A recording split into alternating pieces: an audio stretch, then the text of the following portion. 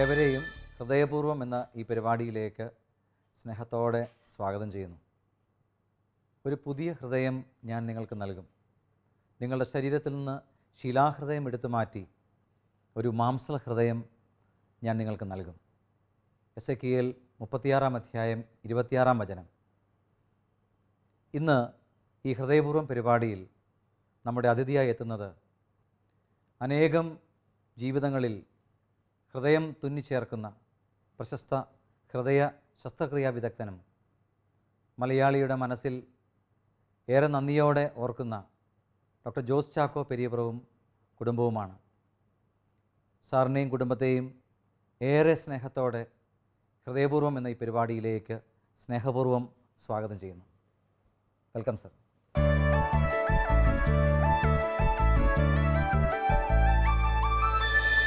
ആദ്യം നമുക്ക് സാറിനെയും കുടുംബത്തെ ഒന്ന് പരിചയപ്പെടാം.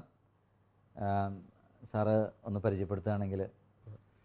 എൻ്റെ ഭാര്യ ജെയ്മി ജോസ്, മൂത്ത മകൻ ജേക്കബ് കാനഡയിൽ ഉപരിപഠനം നടത്തുന്നു. രണ്ടാമത്തെ മകൻ ജോസഫ് പുഷ്പഗിരിയിൽ MBBSന് ചേർന്നു. ഇളയാൾ ജോണത്തൻ ജോൺ, അവന് ചോയ്സ് സ്കൂളിൽ 2ാം ക്ലാസ്സിൽ പഠിച്ചുകൊണ്ടിരിക്കുകയാണ്. സാറിപ്പോൾ ലിസി ഹോസ്പിറ്റൽ, കൊച്ചി ലിസി ഹോസ്പിറ്റലിലെ ഹൃദയ ശസ്ത്രക്രിയ വിഭാഗത്തിന് തലവനും കൺസൾട്ടൻറ്റുമാണ്. Mother Teresa award, Indira Gandhi award, ഈ അടുത്തിടെ ഇരിങ്ങാലക്കുട രൂപതയുടെ കേരള സഭാതാരം അവാർഡ്, 2011 പത്മശ്രീ പുരസ്കാരവും സാറിന് ലഭിച്ചിട്ടുണ്ട്. ഇങ്ങനെ ഒട്ടേറെ പുരസ്കാരങ്ങൾ സാറിൻ്റെ നേട്ടങ്ങളിൽ നമ്മൾ കാണുന്നുണ്ട്. സാറിനോട് ആദ്യമായിട്ട് ചോദിക്കാനുള്ളത്, ഇത്രമാത്രം ഉയർന്ന് അല്ലെങ്കിൽ ഇത്രമാത്രം വലിയ ഒരു പൊസിഷനിലിരിക്കുമ്പോഴും ഇന്ന് ജീവിതത്തിൽ തിരിഞ്ഞു നോക്കുമ്പോൾ സാറ് നന്ദിയോടെ ഓർക്കുന്ന സാറിൻ്റെ മാതാപിതാക്കൾ, സാറിൻ്റെ അധ്യാപകർ, സാറിൻ്റെ ബാല്യകാലം, എങ്ങനെയാണ് ഈ ഒരു അവസ്ഥയിലേക്കൊക്കെ എത്തിയതെന്ന് സാറിങ്ങനെ ജീവിതത്തെ തിരിഞ്ഞു നോക്കാറുണ്ടല്ലോ. അങ്ങനെ ഒന്ന് തിരിഞ്ഞു നോക്കി നമുക്ക് തുടങ്ങാം. തീർച്ചയായിട്ടും. ഞങ്ങൾ ഒരു അധ്യാപക കുടുംബത്തിലാണ്. എൻ്റെ പിതാവ് professor PM Chacko Pala Saint Thomas കോളേജിലെ ബോട്ടണിയുടെ പ്രൊഫസറായിരുന്നു. പിന്നീട് അദ്ദേഹം കോളേജിൻ്റെ പ്രിൻസിപ്പലായി മാറി. അപ്പച്ചൻ്റെ കുടുംബത്തിൽ അവർ ഒരു വലിയ കുടുംബമായിരുന്നു, 7 മക്കളുള്ളൊരു കുടുംബം. അപ്പോൾ ഞങ്ങളുടെ മധ്യവേനൽ അവധിക്കാലം അവരോടൊപ്പം ചിലവഴിക്കുക. അമ്മച്ചിയുടെ വീട്ടിലാണ് ഞങ്ങൾ ഉണ്ടാകുന്നത്. കാരണം അമ്മച്ചി ഒറ്റ മകളായിരുന്ന കാരണം പറവൂർ കൈതക്കോട്ടിൽ, അതെ, അവിടെയാണ് ഞങ്ങളെല്ലാം ജനിച്ചതും വളർന്നതും. അപ്പോൾ കൂടുതൽ ഞങ്ങളുടെ ബന്ധങ്ങൾ മദർ സൈഡിലേക്കായിരുന്നു. എങ്കിലും അമ്മച്ചിയും എഡ്യൂക്കേറ്റഡ് ആയിരുന്നു, അപ്പച്ചൻ കോളേജ് പ്രൊഫസറായിരുന്നു. അപ്പം അവരുടെ എല്ലാവരുടെയും ഒരു ഗൈഡൻസ് ഞങ്ങളുടെ ബാല്യകാലം മുതൽ ഞങ്ങളുടെ പഠനത്തിലും മുന്നോട്ടുള്ള പുരോഗമനത്തിലും എല്ലാം വളരെയധികം സഹായിച്ചിട്ടുണ്ട്. പ്രത്യേകിച്ച് ഞങ്ങൾ അപ്പച്ചൻ്റെ 2 ബ്രദേഴ്സ് അച്ഛന്മാരായിരുന്നു. ഒന്ന് ഫാദർ ആബേൽ, കലാഭവൻ്റെ ഡയറക്ടറായിരുന്ന ആബേൽ അച്ഛൻ, ഒന്നൊരു ഫാദർ ജോസഫ് പെരിയപ്രം. അങ്ങനെ ഒരു ഭക്തി നിർഭരവും ഒരു ദൈവികവുമായിട്ടുള്ളൊരു അറ്റ്മോസ്ഫിയറിൽ ഞങ്ങളുടെ ചെറുപ്പത്തിലെ പ്രാർത്ഥനകളും പഠനങ്ങളും ഞങ്ങളുടെ ജീവിതങ്ങളും എല്ലാം, ജീവിത ബന്ധാവും എല്ലാം അങ്ങനെ ഒരു നല്ലൊരു ഗൈഡൻസിലാണ് നമ്മൾ പോയിക്കൊണ്ടിരുന്നത്. സാറിൻ്റെ സ്കൂൾ വിദ്യാഭ്യാസവും അതിനെക്കുറിച്ചൊക്കെ ഉള്ള ഓർമ്മകൾ. ഞാൻ ജനിച്ചത് തെക്കൻ പറവൂർ അമ്മച്ചിയുടെ വീട്ടിലാണെന്ന് ഞാൻ പറഞ്ഞല്ലോ. അപ്പം ഞങ്ങളുടെ പ്രാഥമിക വിദ്യാഭ്യാസം തെക്കൻ പറവൂർ സെൻറ്റ് ജോൺസ് പള്ളിയോടനുബന്ധിച്ചിട്ടുള്ള സിസ്റ്റേഴ്സിൻ്റെ സ്കൂളിലായിരുന്നു. അതിനുശേഷം അപ്പച്ചൻ്റെ ജോലി പാലാ സെൻറ്റ് തോമസ് കോളേജുമായിട്ട് ബന്ധപ്പെട്ടിട്ടുള്ളതായത് കാരണം ഞങ്ങളെല്ലാവരും ഏറ്റുമാനൂരേക്ക് മൂവ് ചെയ്തപ്പോൾ പിന്നെ സ്കൂൾ വിദ്യാഭ്യാസങ്ങൾ വെട്ടിമുകൾ, ഏറ്റുമാനൂരും പാലാക്കിടയ്ക്കുള്ള വെട്ടിമുകൾ സെൻറ്റ് പോൾസ് UP സ്കൂളിലും, പിന്നീട് മാന്നാനം സെൻറ്റ് എഫ്രൈംസ് ഹൈസ്കൂളിലും, അതിനുശേഷം കോളേജ് വിദ്യാഭ്യാസം പാലാ സെൻറ്റ് തോമസ് കോളേജിലും, പിന്നീട് മെഡിക്കൽ വിദ്യാഭ്യാസം കോട്ടയം ഗവൺമെൻറ് മെഡിക്കൽ കോളേജിലുമാണ്. അങ്ങനെയാണ് ഞങ്ങളുടെ വിദ്യാഭ്യാസം. സഹോദരങ്ങളായിട്ട് സാർ? എനിക്ക് 2 സഹോദരങ്ങളാണുള്ളത്. മൂത്ത സഹോദരൻ ഡോക്ടർ മാത്യു ഇംഗ്ലണ്ടിൽ പീഡിയാട്രീഷ്യനായിട്ട് അവിടെ സെറ്റിൽ ചെയ്തിരിക്കുന്നു. ഇളയ സഹോദരൻ അമേരിക്കയിൽ, അവനൊരു പ്ലാന്റ് സയൻസസിൽ ടിഷ്യൂ കൾച്ചറിൽ PhD കിട്ടി അവിടെ സെറ്റിൽ ചെയ്തിരിക്കുന്നു. 3 പെങ്ങന്മാരാണുള്ളത്. മൂത്ത സിസ്റ്റർ സൗത്ത് ആഫ്രിക്കയിൽ ടീച്ചറായിരുന്നു, റിട്ടയർ ചെയ്തു. രണ്ടാമത്തെ സിസ്റ്റർ പാലാ എൻഫോഴ്സ് കോളേജിൽ സുവോളജിയുടെ പ്രൊഫസറായിട്ട് റിട്ടയർ ചെയ്തു. മൂന്നാമത്തെ സിസ്റ്റർ ഇവിടെ എറണാകുളത്തുണ്ട്. പുള്ളിക്കാരത്തിയുടെ ഹസ്ബൻഡ് ന്യൂറോ സർജനാണ്, ലിസി ഹോസ്പിറ്റലിൽ ഡോക്ടർ കോഷി ജോർജ്. അവർ എറണാകുളത്ത് സെറ്റിൽ ചെയ്തിരിക്കുന്നു. കുറേ ഡോക്ടേഴ്സുള്ള ഒരു കുടുംബം. അതെ അതെ അതെ. അപ്പോൾ ഈ ഒരു പ്രൊഫഷൻ സാറിനെ സംബന്ധിച്ചിടത്തോളം അന്നേ ഇങ്ങനെ ഒരു കുഞ്ഞുനാളിലെ ഒരു സ്വപ്നമായിട്ടുണ്ടായിരുന്നോ, അല്ലെങ്കിൽ അങ്ങനെ എവിടെ നിന്നാണ് അങ്ങനെ ഒരു ഒരു ഡീവിയേഷൻ ഇതിലേക്ക് വരണം എന്നുള്ളൊരു ഇതിലേക്കൊക്കെ അങ്ങനെ ഒരു ചിന്ത? ഒരു എൻ്റെ ഫാദറിൻ്റെ ഫാദർ പെരിയപ്പുറത്ത് മാത്തൻ വൈദ്യൻ എന്ന് പറയുന്ന വലിയൊരു വളരെ പോപ്പുലർ ആയിട്ടുള്ള ഒരു ആയുർവേദ വൈദ്യനായിരുന്നു. ഒരുപക്ഷെ ഞങ്ങളുടെ ജനറ്റിക്കലി ഞങ്ങളുടെ ജീൻസിലെല്ലാം ഒരു വൈദ്യ ഒരു വൈദ്യനാകാനോ അല്ലെങ്കിൽ ഒരു വൈദ്യനാകാനോ ഉള്ള ഒരു ജനറ്റിക്കൽ പ്രിഡിസ്പോഷൻ ഉണ്ടായിരുന്നു. ഞാൻ പറഞ്ഞല്ലോ ഞങ്ങളുടെ ഒത്തിരി അച്ഛന്മാരും സിസ്റ്റർമാരും ഉണ്ടായിരുന്ന ഒരു കുടുംബമായിരുന്നു പറഞ്ഞു. മാത്രമല്ല ആ കാലഘട്ടങ്ങളിൽ നമ്മൾ ആലോചിക്കുകയാണെങ്കിൽ ഇന്നത്തെ പോലെ ഒത്തിരി ഓപ്ഷൻസ് ഒന്നുമില്ല. നമുക്ക് ഒന്നുകിൽ ഡോക്ടറാകുന്നു, അല്ലെങ്കിൽ എൻജിനീയർ ആകുന്നു, അല്ലെങ്കിൽ ഒരു വൈദികനാകുന്നു. അതിൽ കവിഞ്ഞ് നമുക്ക് ആലോചിക്കാവുന്ന പ്രൊഫഷൻസ് ആ കാലഘട്ടങ്ങളിൽ ഉണ്ടായിരുന്നില്ല. അപ്പം മിക്കവാറും അധ്യാപകരുടെ മക്കളെല്ലാം ഡോക്ടർമാരാകുന്നു അല്ലെങ്കിൽ അധ്യാപകരാകുന്നു എന്നതിൽ കവിഞ്ഞ് വേറൊരു ഒരു ഒരു ഒരു ശാഖ തിരഞ്ഞെടുക്കാനുണ്ടായിരുന്നില്ല. അപ്പം എൻ്റെ മൂത്ത ബ്രദർ ഡോക്ടർ മെഡിസിന് ജോയിൻ ചെയ്തു. അപ്പോൾ ആ വഴിയിലൂടെ തന്നെ ഞാനും പോകുമെന്നുള്ള ഒരു ഒരു ഒരു നാച്ചുറൽ ടെൻഡൻസി, ആ ജീവിതം ഫ്ലോ ചെയ്തിരുന്ന അങ്ങനത്തെ ഒരു ഡയറക്ഷനിലായിരുന്നിരിക്കാം. അങ്ങനെ പിന്നെ അങ്ങനത്തെ സെക്കൻഡ് ഗ്രൂപ്പ് എടുത്ത് സയൻസിലേക്ക് വന്ന്, പിന്നെ അപ്പച്ചനൊരു ബോട്ടണിയുടെ പ്രൊഫസറായിരുന്നു. അപ്പോൾ സയൻസിൽ ഞങ്ങൾക്ക് ഒരു പ്രത്യേക ഒരു ആപ്റ്റിറ്റ്യൂഡ് ഉണ്ടായിരുന്നു. അത് മെഡിസിനിലേക്ക് വഴിതെളിച്ചതാണ് എന്ന് ഞാൻ വിശ്വസിക്കുന്നു.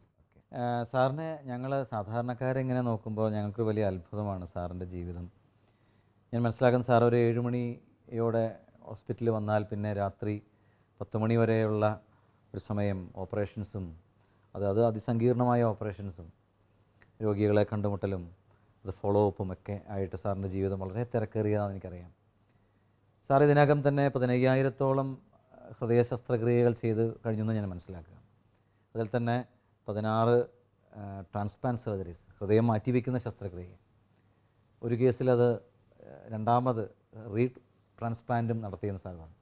ഇത്രയും തിരക്കേറിയ ജീവിതം, ഇത്രയും ബിസി ഷെഡ്യൂൾ, സാറിന് എങ്ങനെയാണ് ഇത് മാനേജ് ചെയ്യാൻ പറ്റുന്നത്? ഒരു സാധാരണക്കാരെ ഞങ്ങളെ സംബന്ധിച്ചിടത്തോളം ഇതൊരു അത്ഭുതമാണ്. എങ്ങനെയാണ് സാറിൻ്റെ ഉള്ളിൽ നിന്നുള്ള ആ ഒരു ആന്തരികമായ ഒരു ശക്തി, സാർ എങ്ങനെയാണ് ഇത് കൊണ്ടുപോകുന്നത്?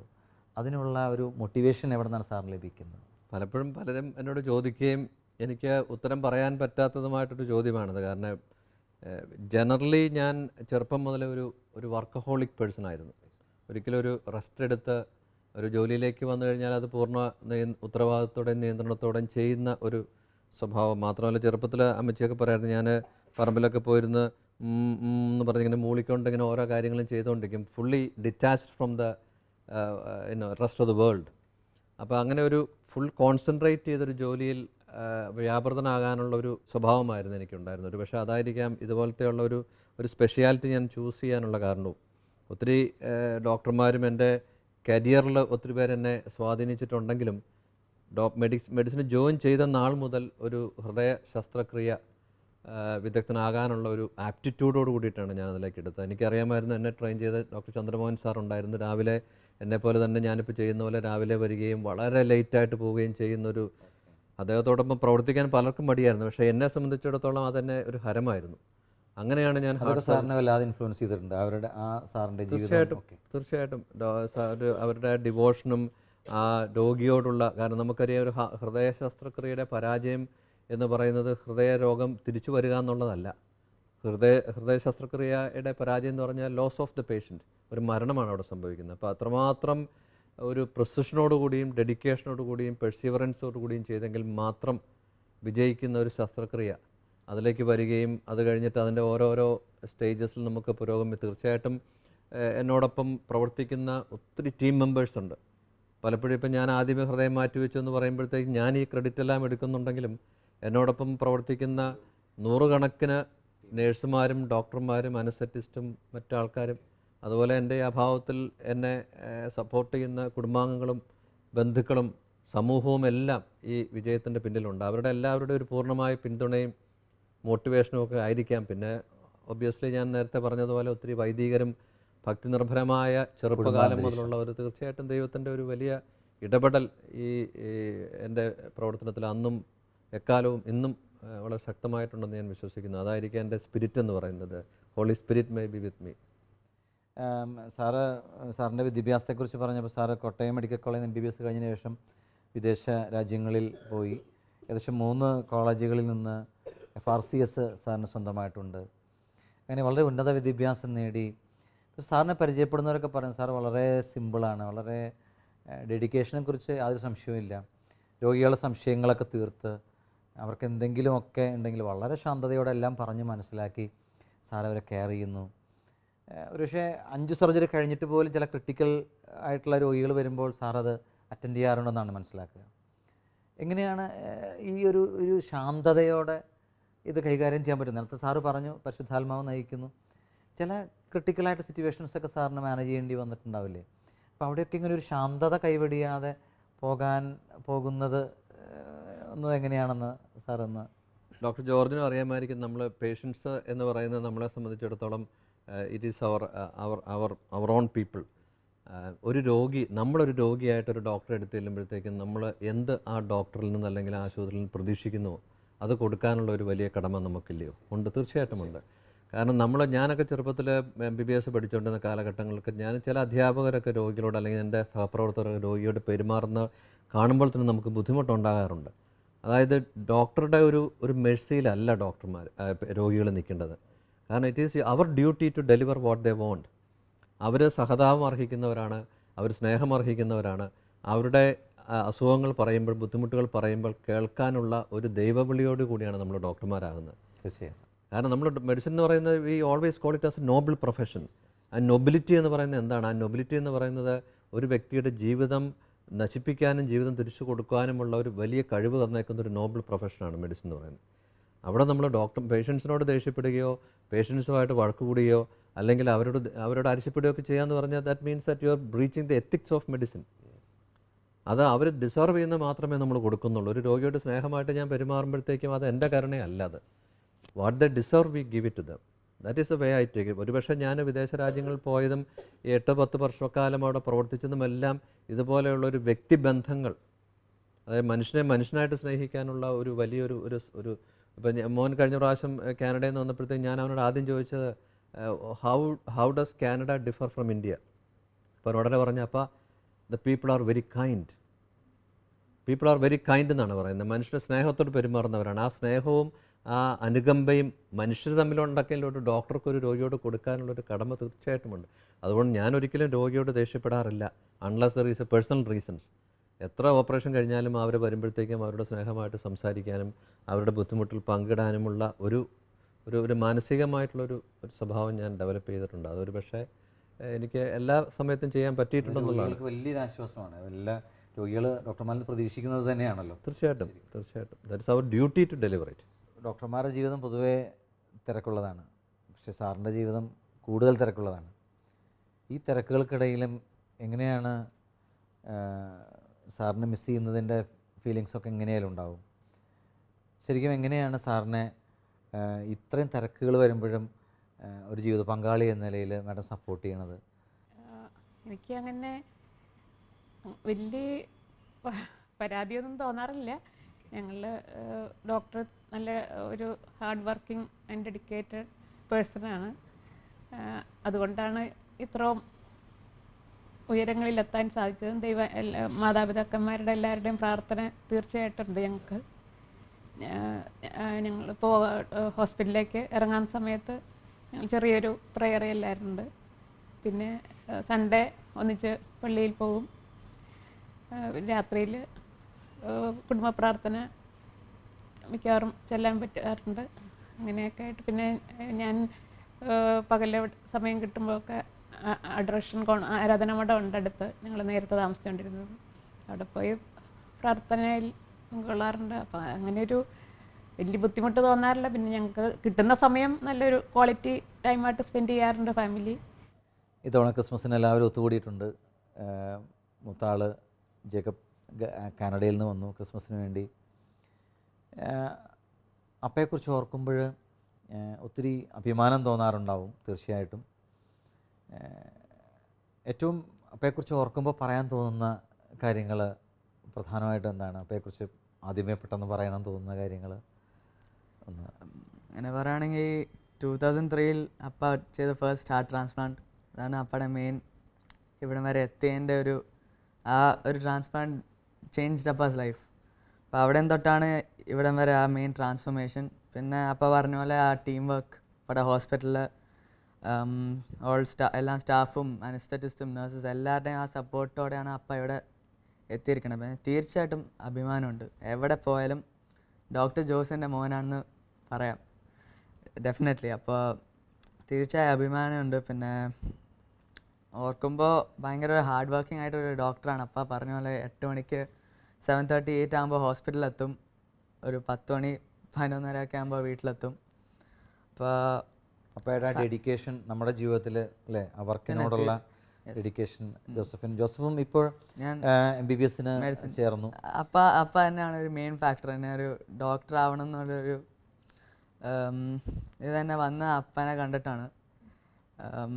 ആൾക്കാർ അപ്പനെ എങ്ങനെ കാണുന്നു, അപ്പ എങ്ങനെ ആൾക്കാരെ സെർവ് ചെയ്യുന്നു എന്നുള്ളൊരു ഇതിൽ തന്നെയാണ് ഒരു ഡോക്ടർ ആവണം എന്നുള്ളൊരു.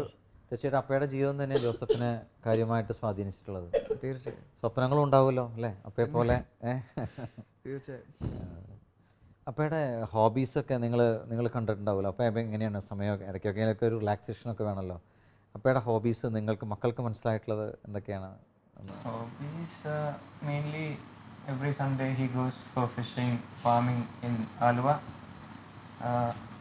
He spends maybe 2 hours over there, and he has numerous other lands all over Cochin, so he might go to other lands in between. Mainly farming is his main hobby. ദൈവാനുഗ്രഹത്തിൻ്റെ ഒരുപാട് അനുഭവങ്ങൾ സാറിൻ്റെ ജീവിതത്തിലുണ്ടാകും. Sir നേരത്തെ സൂചിപ്പിച്ച പോലെ വളരെ സങ്കീർണമായ operations sir ചെയ്യുന്നു. അതിൽ തന്നെ 2 തവണ ഒരാളിൽ ഹൃദയം മാറ്റിവെച്ച ശസ്ത്രക്രിയയുടെ കാര്യങ്ങളൊക്കെ ഞാൻ വായിച്ചിട്ടുണ്ട്. അപ്പോൾ ഇങ്ങനെ ഉള്ള സാഹചര്യങ്ങളിൽ വളരെ ക്രിട്ടിക്കലായ സിറ്റുവേഷനിൽ ദൈവം ഇടപെട്ടു, ദൈവം താങ്ങി, ദൈവത്തിൻ്റെ കരം കണ്ട ചില സാഹചര്യങ്ങളിൽ ഏതെങ്കിലും ഒന്ന് ഓർത്ത് സാറിന് പറയാൻ? ഇപ്പോൾ ഡോക്ടർ ജോർജ് പറഞ്ഞ ഈ ഗിരീഷിൻ്റെ കാര്യം തന്നെ ഞാൻ പല മീറ്റിങ്ങുകൾ പോകുമ്പോൾ ഞാൻ പ്രസംഗത്തിലൊക്കെ പറയാറുണ്ട്. ഗിരീഷ് എന്ന് പറയുന്നത് ഒരു വലിയ ആത്മവിശ്വാസമുള്ള ഒരു പേഷ്യൻ്റായിരുന്നു. ബാംഗ്ലൂരിൽ നിന്ന് ഹൃദയം മാറ്റി വയ്ക്കാനായിട്ട് കേരളത്തിലേക്ക് വന്ന ഒരു എഞ്ചിനീയറാണ്, ബിപ്രോയിൽ വർക്ക് ചെയ്യുന്നു. അപ്പോൾ അദ്ദേഹത്തിൻ്റെ ആദ്യത്തെ എൻ്റെ കൺസൾട്ടേഷനിൽ തന്നെ അദ്ദേഹം അത് മാനസികമായിട്ട് പ്രിപ്പയർഡായിട്ട് വന്നിരുന്നു. അദ്ദേഹം ഓക്കെ എന്ന് പറഞ്ഞു. നമ്മൾ അദ്ദേഹത്തെ ലിസ്റ്റ് ചെയ്തതിന് ശേഷം 7ാമത്തെ ദിവസം അദ്ദേഹത്തിനൊരു ഹൃദയം ദാനം ചെയ്യാനായിട്ടൊരു കിട്ടി. അത് വളരെ വിജയകരമായിട്ട് നമുക്ക് ചെയ്യാനായി. പക്ഷേ ഒരു 8 മാസം കഴിഞ്ഞപ്പോഴത്തേക്ക് അദ്ദേഹത്തിൻ്റെ നമ്മൾ മാറ്റിവെച്ച ഹൃദയത്തിൻ്റെ ഒരു വാൽവിനൊരു ഇൻഫെക്ഷൻ വന്നു. ആ ഇൻഫെക്ഷൻ നമുക്ക് മരുന്നുകൊണ്ട് നിയന്ത്രിക്കാൻ പറ്റിയില്ല. ഈ അവയവം മാറ്റിവെക്കലിൻ്റെ ഏറ്റവും വലിയൊരു കോംപ്ലിക്കേഷൻ നമ്മൾ ശരീരം തിരസ്കരിക്കാതിരിക്കാനുള്ള ഇമ്മ്യൂണോ സപ്രസൻസ് കഴിക്കുമ്പോൾ നമുക്കുണ്ടാകുന്ന ഇൻഫെക്ഷൻസാണ്. അപ്പോൾ അദ്ദേഹത്തിൻ്റെ വാൽവിനൊരു ഇൻഫെക്ഷൻ വന്ന് ആ വാൽവിൻ്റെ ഇൻഫെക്ഷൻ നമ്മൾ ചികിത്സിച്ചുകൊണ്ടിരിക്കവേ അദ്ദേഹത്തിൻ്റെ ഒരു ഹൃദയാഘാതം ഉണ്ടാവുകയാണ്. ഏകദേശം 45 മിനിറ്റോളം ഡോക്ടർമാർ തീവ്രമായിട്ട് CPR ബേസിക് ലൈഫ് സപ്പോർട്ട് കൊടുത്ത് അദ്ദേഹത്തെ നമ്മൾ വെൻറ്റിലേറ്ററിൽ തിരിച്ചെടുത്തു. ഒരു 24-48 മണിക്കൂർ കഴിഞ്ഞപ്പോഴത്തേക്ക് അദ്ദേഹം ബോധം തെളിഞ്ഞു. അദ്ദേഹത്തെ വെൻറ്റിലേറ്ററിൽ നിന്ന് എടുക്കുകയാണ്. അപ്പോൾ നമുക്കറിയാമായിരുന്നു ഗിരീഷ് മുന്നോട്ടുള്ള യാത്ര ദുർഘടമായിരിക്കും. വീണ്ടും ഒന്നുകിലൊരു വാൽവ് മാറ്റിവെക്കണം, അല്ല എന്നുണ്ടെങ്കിൽ വീണ്ടും ഹൃദയം മാറ്റിവെക്കണം. ഈ കാര്യം ഗിരീഷിന് അറിയാമായിരുന്നു ഒരു പരിധി വരെ. കാരണം ഗിരീഷ് ഒരു കമ്പ്യൂട്ടർ സേവിയായിരുന്നു. പുള്ളിക്കാരൻ എല്ലാ കാര്യങ്ങളും നോക്കുകയും പുള്ളിയോട് ഞങ്ങൾ പറഞ്ഞു, ഗിരീഷ് ഒന്നുകിൽ നമ്മൾ ഹൃദയം മാറ്റിവെക്കണം, അല്ലെങ്കിൽ വീണ്ടും മാറ്റിവെക്കണം, അല്ലെങ്കിൽ വാൽവ് മാറ്റിവെക്കണം. അപ്പം പുള്ളി പറഞ്ഞു എനിക്കൊരു 1 hour തരൂ ഡോക്ടർ. അപ്പോൾ 1 മണിക്കൂർ കഴിഞ്ഞ് ഞാൻ ചെല്ലുമ്പോഴത്തേക്കും ഗിരീഷ് പറയാണ്, എനിക്ക് ഡോക്ടർ ഒരു സർജറി ചെയ്യുന്നുണ്ടെന്നുണ്ടെങ്കിൽ എനിക്ക് 2ാമതൊരു ഹൃദയം മാറ്റി വെച്ചാൽ മതി. ആത്മധൈര്യം ഭയങ്കരമായിരുന്നു ഗിരീഷിൻ്റെ. അപ്പം ഞാൻ ഗിരീഷിനോട് പറഞ്ഞു, ഗിരീഷെ നമ്മൾക്ക് ഒരു റീസണബിളി സീരിയസ് ആയിട്ടുള്ളൊരു സിറ്റുവേഷനിലാണ് നമ്മളിപ്പോൾ ഉള്ളത്.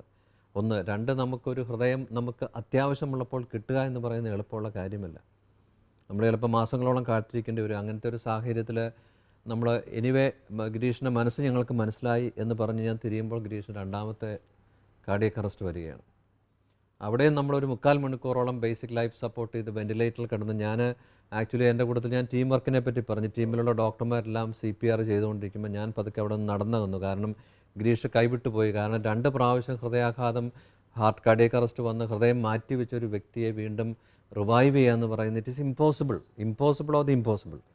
അത് കഴിഞ്ഞ് ഞാൻ OPയിൽ വന്നിരുന്ന എൻ്റെ തലയിൽ കൈ കൊടുത്ത് ഞാൻ my God what will I do with this man എന്ന് ചിന്തിച്ചുകൊണ്ടിരിക്കുകയാണ്. ആ സമയത്ത് എനിക്ക് മോണിറ്ററിൽ കാണാൻ ഗിരീഷിൻ്റെ ഹൃദയം തിരിച്ചു വരുന്നു, ഹാർട്ട് ബീറ്റ് വരുന്നു എനിക്ക് കാണാൻ പറ്റുന്നുണ്ട്. അത് കഴിഞ്ഞൊരു 5 മിനിറ്റ് കഴിഞ്ഞപ്പോൾ എൻ്റെ ഡോറിൻ്റെ പുറത്തൊരു നോക്ക്, എൻ്റെ കൂടെ പ്രവർത്തിക്കുന്ന അനസ്തറ്റിസ്റ്റ് ഡോക്ടർ ജേക്കബ് വന്നിട്ടുണ്ട്.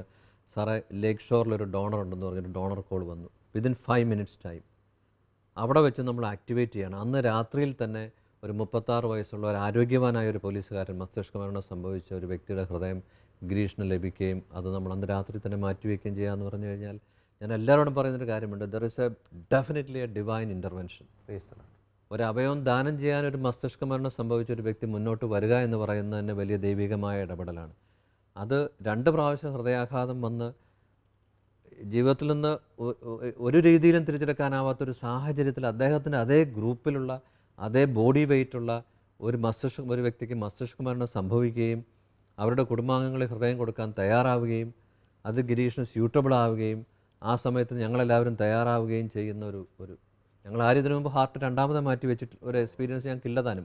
ഫസ്റ്റ് ടൈം ഇൻ അവർ ഇന്ത്യയിൽ ആരും ചെയ്തിട്ടില്ല. ഞാൻ പല ഡോക്ടർമാരെ അതിനിടയ്ക്ക് വിളിച്ചു ചോദിച്ചപ്പോൾ ആരും 2ാമതൊരു വ്യക്തിക്ക് ഹൃദയം മാറ്റി വെച്ച എക്സ്പീരിയൻസ് ഷെയർ ചെയ്യാൻ എനിക്ക് ആരുമില്ലായിരുന്നു. അതാണ് നമുക്ക് വിജയകരമായിട്ട് ചെയ്യാൻ പറ്റും. തീർച്ചയായും ദൈവത്തിൻ്റെ ഇടപെടൽ തന്നെയാണെന്ന് സാറ് വിശ്വസിക്കുന്നു. അബ്സല്യൂട്ട്ലി. പിന്നെ അതിനേക്കാൾ വലിയ ഒത്തിരി ഇടപെടലുകൾ എൻ്റെ ജീവിതത്തിൽ എൻ്റെ പ്രൊഫഷണലും കുടുംബത്തിലൊക്കെ ഉണ്ടായിട്ടുണ്ട്. അത് ഞങ്ങളുടെ വ്യക്തിപരമായ പ്രശ്നങ്ങളിൽ, പിള്ളേരുടെ പഠനങ്ങളിൽ, അവരുടെ പുരോഗതിയിലെല്ലാം ദൈവത്തിൻ്റെ ഇടപെടലുകൾ ഉണ്ടായിട്ടുണ്ട്. പക്ഷേ പ്രത്യേകിച്ച് രോഗികളുടെ ഇടപെടൽ, ഇതുകൂടാതെ ഒത്തിരി കാര്യങ്ങൾ എനിക്ക് പറയാനുണ്ട്. പക്ഷേ ഗിരീഷ് എന്ന് പറയുന്നത് ശരിക്കും ഈ 2ാമത്തെ ഹൃദയം മാറ്റിവെക്കൽ അബ്സല്യൂട്ട്ലി എ ഡിവൈൻ ഇൻ്റർവെൻഷൻ. ആരോഗ്യവാനായി ജീവിച്ചിരിക്കും 1.5 വർഷത്തിന് ശേഷം. സാറേ, ഇന്ന് ഈ ഹൃദ്രോഗം കൂടി വരികയാണ്, ഇതുപോലെയുള്ള ഹാർട്ട് ഡിസീസ് കൂടി വരുന്നു. അപ്പോൾ ഇതിനെക്കുറിച്ചൊക്കെ ഒരുപാട് സംശയങ്ങളുള്ള ആളുകൾക്ക് വേണ്ടി സാറിനോടൊരു ചോദ്യം ചോദിക്കുക. ഇപ്പോൾ ഒരു ബൈപ്പാസ് സർജറി ഒരു എമർജൻസി ആകുന്നതിന് മുൻപ് നേരത്തെ തന്നെ ഈ ബ്ലോക്കൊക്കെ നമുക്ക് ഐഡൻറ്റിഫൈ ചെയ്യാനുള്ള ചില വാർണിംഗ്സ് സിംറ്റംസൊക്കെ നമ്മുടെ ബോഡി നൽകുമ്പോൾ അത് ശ്രദ്ധിച്ചാൽ പക്ഷേ കുറച്ചുകൂടെ ആരോഗ്യത്തോടെ അല്ലെങ്കിൽ നേരത്തെ തന്നെ സർജറിക്ക് വിധേയനാവുകയോ അങ്ങനെയൊക്കെ ചെയ്യുന്നൊരു സാഹചര്യം സാധാരണക്കാരായ ആളുകളോട് ഈ ഹൃദയ ആരോഗ്യവുമായി ബന്ധപ്പെട്ട 1-2 ടിപ്സ്, പ്രത്യേകിച്ച് ഈ ബ്ലോക്കുകളൊക്കെ ഉള്ള ആളുകൾ എങ്ങനെയാണ് അത് ഐഡൻറ്റിഫൈ ചെയ്യുക, 1-2 എന്തെങ്കിലും സിംറ്റംസ് കാണുമ്പോൾ അത് ചിലരത് നെഗ്ലക്റ്റ് ചെയ്ത് പോകുന്നത് നമ്മൾ കാണാൻ പറ്റും. അങ്ങനെ അത് പിന്നെ വളരെ സീരിയസ് ആയിട്ടാണ് പിന്നെ ആ രോഗി കാഷ്വാലിറ്റിയിൽ വരുന്നതും അങ്ങനെയൊക്കെ. അപ്പം അങ്ങനെ എന്തെങ്കിലും ടിപ്സ് പലപ്പോഴും ടിപ്സ് എന്ന് പറഞ്ഞാൽ നമുക്ക് ആക്ച്വലി നമ്മൾ മനസ്സിലാക്കേണ്ടത് നമുക്ക് ഹൃദ്രോഗ സാധ്യത എന്തുമാത്രം ഉണ്ട് എന്നുള്ളൊരു അസസ്മെൻറ്റ് എല്ലാ വ്യക്തികളും നടത്തണം. അവരുടെ കുടുംബ പാരമ്പര്യം, അവരുടെ ഡയബറ്റിസ് സ്റ്റേറ്റസ്, ബ്ലഡ് പ്രഷർ കൂടുന്നു, അവരുടെ പുകവലി അല്ലെങ്കിൽ കൊളസ്ട്രോൾ ലെവൽ, ഇതുപോലത്തെയുള്ള ഒത്തിരി കാര്യങ്ങൾ നമ്മളെ തന്നെ അസസ് ചെയ്യുക. ഞാൻ ഹൃദ്രോഗം വരാൻ സാധ്യതയുള്ളൊരു വ്യക്തിയാണോ? അങ്ങനെയുള്ള വ്യക്തികൾ ഒരു 35-40 വയസ്സാകുമ്പോൾ തന്നെ പ്രാഥമികമായിട്ടുള്ള പരിശോധനകൾക്ക് വിധേയരാവുകയും അതിനുള്ള സാധ്യതയുണ്ട് എന്നുണ്ടെങ്കിൽ അവരുടെ കാരണം ഹൃദ്രോഗം ഒരു ജീവിതശൈലി രോഗമാണ്. തീർച്ചയായിട്ടും ജീവിതശൈലി ക്രമീകരിക്കുകയും അതിനുള്ള പരിശോധനകൾ നേരത്തെ നടത്തുകയും ചെയ്ത് പ്രിവെൻഷൻ, ഒരു ഹൃദ്രോഗത്തിൻ്റെ സിംറ്റംസ് വരുന്നതിന് മുമ്പേ ആഹാരത്തിലൊക്കെ തീർച്ചയായിട്ടും അതെ. പിന്നെ സാധാരണഗതിയിൽ ഒത്തിരി പേഷ്യൻസ് എങ്ങനെ എടുത്തുന്ന ഡോക്ടർ നെഞ്ചുവേദന ഉണ്ട്, ഹാർട്ട് ഡിസീസ് ആണോ എന്ന് നോക്കാൻ പറയാറുണ്ട്. ശരിക്കും ഞങ്ങൾ പറഞ്ഞു വെച്ചാൽ ഒരു വിരൽ കൊണ്ട് ചൂണ്ടിക്കാണിച്ചത് ഇവിടെ എനിക്ക് വേദനയുണ്ട് എന്ന് പറയുന്ന ഒരു സിംറ്റം ഹൃദ്രോഗമല്ല. നമ്മൾ സാധാരണ നടക്കുകയോ സ്റ്റെപ്പ് കയറുകയോ ആയാസം ചെയ്യുകയോ ചെയ്യുമ്പോഴത്തേക്കും ഞാൻ ഈ ഇടത് കൈ വെച്ചിരിക്കുന്ന ഈ നെഞ്ചിൻ്റെ ഭാഗത്തുണ്ടാകുന്ന ഒരു ഡൾ ഏക്കിംഗ് പെയിൻ, അത് ആയാസം നിർത്തി കഴിയുമ്പോഴത്തേക്കും അത് മാറുന്നു. ഇങ്ങനെ ഒരു സിംറ്റം ഉണ്ട് എന്നുണ്ടെങ്കിൽ തീർച്ചയായിട്ടും അതിനെ അഞ്ചൈന എന്ന് ഞങ്ങൾ വിളിക്കും. ഹൃദ്രോഗമായിട്ട് അതിനെ ബന്ധപ്പെടുത്തണം. തീർച്ചയായിട്ടും ഒരു ഹൃദയാഘാതം വരുന്നതിന് മുമ്പ് അങ്ങനെ സിംറ്റംസ് ഉള്ള വ്യക്തികൾ ഡോക്ടർമാരുടെ പരിശോധനയ്ക്ക് വിധേയരാവുകയാണെങ്കിൽ ഇതുപോലുള്ള അത്യാസന്ന സാഹചര്യങ്ങൾ നമുക്ക് വളരെയധികം അവോയ്ഡ് ചെയ്യാൻ പറ്റും. ഈ ക്രിസ്മസ് അടുത്ത് വരുന്നു.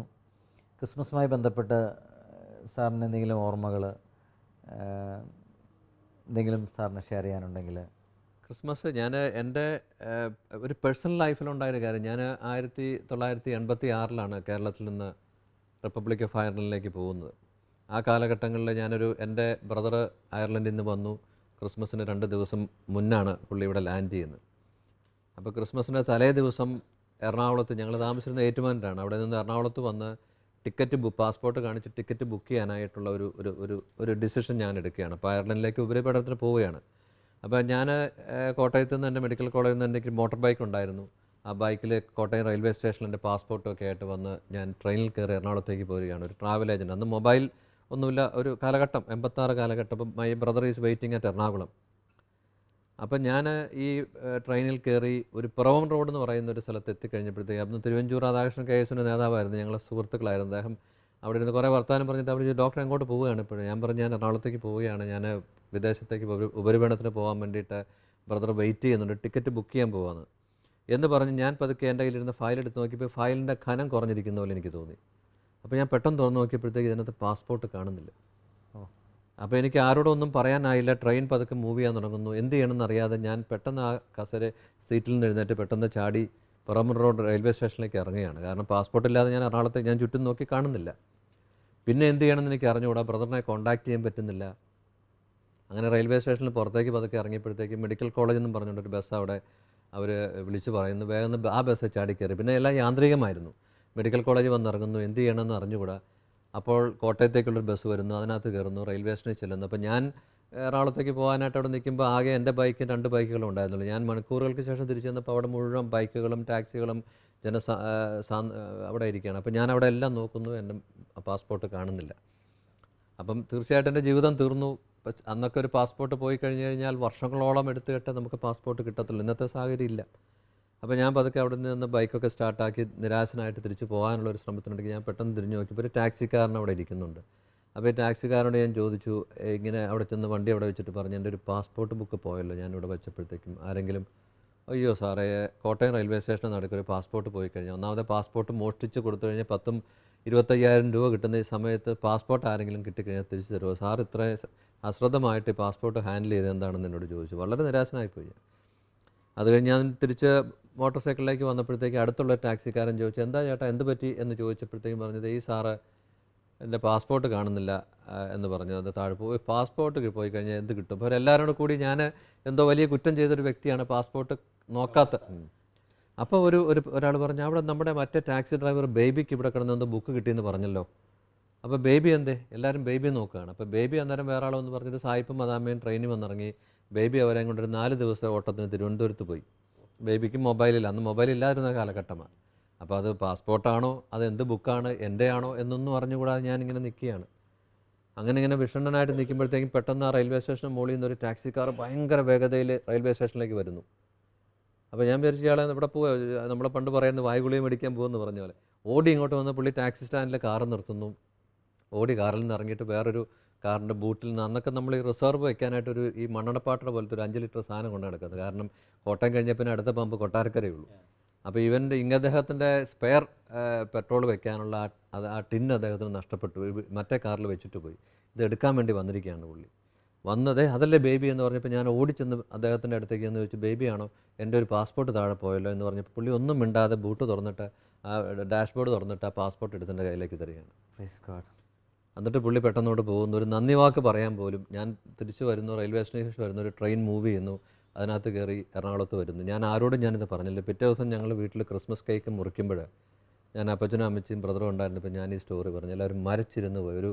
ഒരു പാസ്പോർട്ട് ജീവിതത്തിൽ നഷ്ടപ്പെടുന്ന പറയുന്നത് ജീവിതം മുഴുവൻ മാറ്റിമറിക്കുന്ന ആ ജീവിതം 1 മണിക്കൂർ കൊണ്ട് എനിക്ക് തിരിച്ചു കിട്ടുകയാണ്.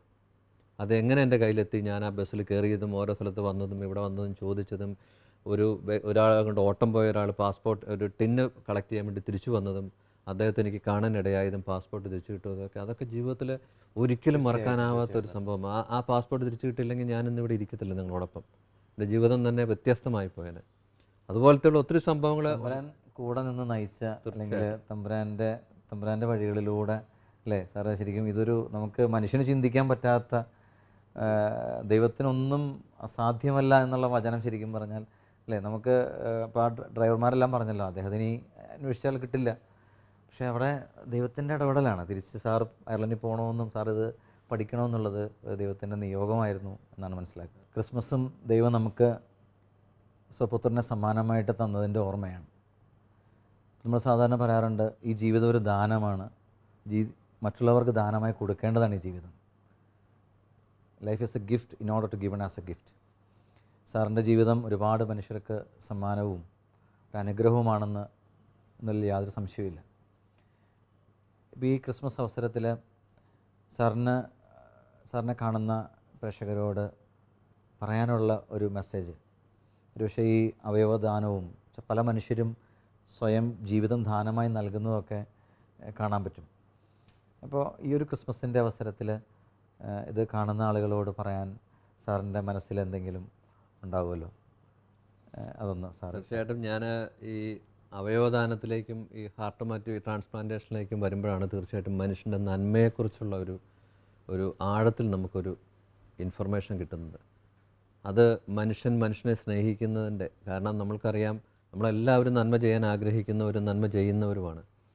പക്ഷേ സ്വന്തം മകനെ 20-ാമത്തെ അല്ലെങ്കിൽ 22-ാമത്തെ വയസ്സിൽ മസ്തിഷ്ക മരണം സംഭവിച്ച് വെന്റിലേറ്ററിൽ കാണുന്ന ഒരമ്മ, ആ അമ്മ ആ മകനെ നഷ്ടപ്പെടുന്നത് ഒരിക്കലും അംഗീകരിക്കാനാവാത്ത ഒരു പ്രത്യേകിച്ച് തന്നെ ഞാൻ ഓർക്കുന്ന ഒരു കുട്ടിയുടെ പിതാവ് മരിച്ചു പോയിട്ട് 2 വയസ്സ് മുതൽ ഈ 21 വയസ്സ് വരെ അമ്മ ആ മകൻ്റെ ഓരോ പുരോഗതിയിലും ഓരോ വളർച്ചയിലും അവന് വേണ്ടി മാത്രം ജീവിച്ച ഒരമ്മ മസ്തിഷ്ക മരണം സംഭവിച്ചപ്പോഴത്തേക്കും മകൻ്റെ ഹൃദയം ദാനം ചെയ്യുന്ന ഒരു സാഹചര്യത്തിൽ ഞാൻ അമ്മയുടെ അടുത്ത് പോയി നിൽക്കേണ്ടി വന്നു. അമ്മ പറഞ്ഞു, ഡോക്ടർ എൻ്റെ മോൻ്റെ ഹൃദയം എടുക്കാൻ വന്നതാണല്ലേ എന്ന് ചോദിച്ചു. അപ്പോൾ ഞാൻ പറഞ്ഞു, അല്ല അമ്മേ, മോൻ്റെ ഹൃദയത്തിലൂടെ വേറൊരു വ്യക്തിക്ക് ജീവൻ കൊടുക്കാൻ വേണ്ടി വന്നതാണ്.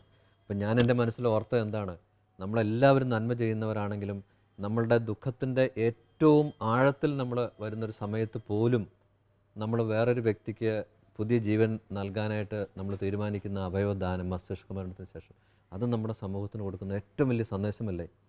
ഞാൻ എത്രയോ ഹൃദയം മാറ്റിവെക്കൽ ശസ്ത്രക്രിയ ചെയ്തു, പക്ഷേ അതിനേക്കാളെല്ലാം ഉപരിയായിട്ട് ഈ ഹൃദയം മാറ്റിവെക്കാൻ വേണ്ടി അവയവങ്ങളെ ഹൃദയം തരുന്ന ആ ദാനം എന്ന് പറയുന്നത്, അതാണ് വലിയ സന്ദേശം ക്രിസ്മസിൻ്റെ. ആ ദുഃഖത്തിനിടയിൽ മനുഷ്യനെ മനുഷ്യനായിട്ട് കാണാനും മനുഷ്യനെ സ്നേഹിക്കാനും അവൻ്റെ ദുഃഖത്തിൽ നന്മ ചെയ്യാനും നമ്മൾ ദുഃഖിക്കുമ്പോൾ പോലും വേറൊരു വ്യക്തിക്ക് നന്മ വരണമെന്ന് ആഗ്രഹിക്കുവാനും ചെയ്യുന്ന ആ അവയവദാനം, അതാണ് വലിയ സന്ദേശം ക്രിസ്മസിൻ്റെ. ഏറെ തിരക്കിനിടയിലും ശാലോം പ്രേക്ഷകരോട് സംസാരിക്കാൻ സമയം കണ്ടെത്തിയ സാറിനും കുടുംബത്തിനും ഒത്തിരി സ്നേഹത്തോടെ നന്ദി പറയുന്നു. പ്രതീക്ഷ നഷ്ടപ്പെട്ട് മരണത്തെ മുന്നിൽ കാണുന്ന ഒരുപാട് പേർക്ക് പ്രത്യാശയും ധൈര്യവും പകരാൻ ദൈവം ഇനിയും സാറിനെ അനുഗ്രഹിക്കട്ടെ. സാറിനും കുടുംബത്തിനും ഏറെ ദൈവാനുഗ്രഹങ്ങൾ നേർന്നുകൊണ്ട് ഈ ക്രിസ്മസിൻ്റെയും പുതുവത്സരത്തിൻ്റെയും ആശംസകളും സ്നേഹവും സന്തോഷവും ശാലോം ടീമിൻ്റെ ഭാഗത്തു നിന്ന് നേർന്നുകൊണ്ട് സാറിനൊരിക്കൽ കൂടെ നന്ദി പറയുന്നു. Thank you sir.